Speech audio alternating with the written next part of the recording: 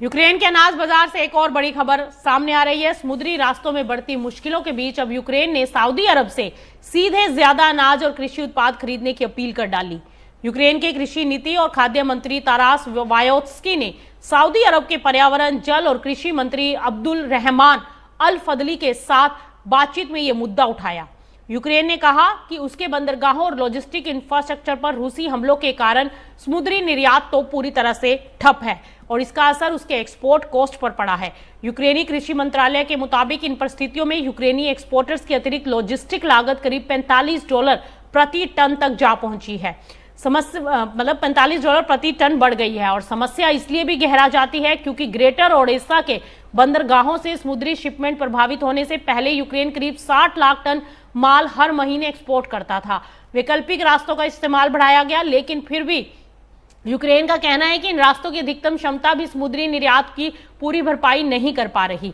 यानी यूक्रेन के लिए समुद्री रास्ते सिर्फ एक विकल्प नहीं बल्कि अनाज निर्यात की रीढ़ की हड्डी बने हुए हैं।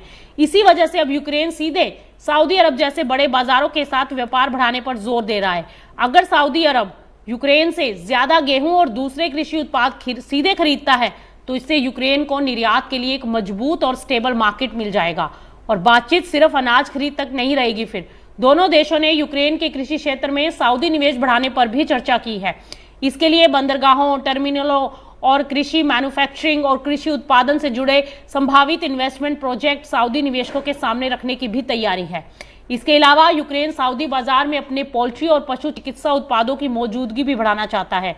यानी दोनों देशों ने आगे सहयोग बढ़ाने के लिए एक समझौता ज्ञापन का मसौदा तैयार करने और नए व्यापार और निवेश प्रोजेक्ट तलाशने पर सहमति बना ली है।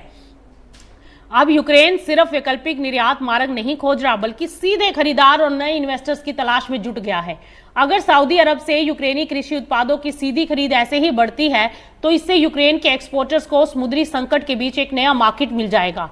लेकिन बड़ा सवाल यह है कि इतनी बढ़ी हुई लॉजिस्टिक कॉस्ट और सीमित समुद्री क्षमता के बीच यूक्रेन कितनी तेजी से अपनी निर्यात सप्लाई को स्टेबल कर पाएगा, क्योंकि आने वाले समय में यूक्रेन सऊदी व्यापार समझौता और कृषि निवेश से जुड़े बड़े फैसले विदेशी अनाज बाजार के लिए भी बहुत जरूरी होंगे।